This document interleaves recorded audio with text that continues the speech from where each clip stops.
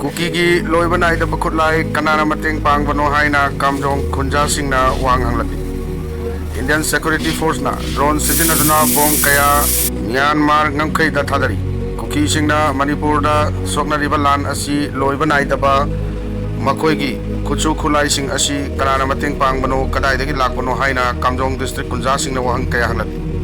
Khunjasingna phongdorapgi matung inna Myanmar da chathariba lan asida Indian Forcing Fong Sarugyari, Le Palaitana, Changsilakliba, Myanmarese refugees singna, Kungangasida, Kundasilakli, Santi Laina, Laijaramba, Kunjasing Akiba, Amadi, Mipaiba, Polakle Haina, Pendaba Fondorakli.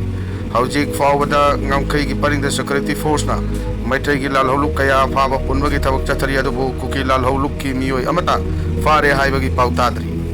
Indian Security Force na Kuki Lal Holupu, Fong Namateng Panglabra Haibachi, Achawa Hangama Oiri.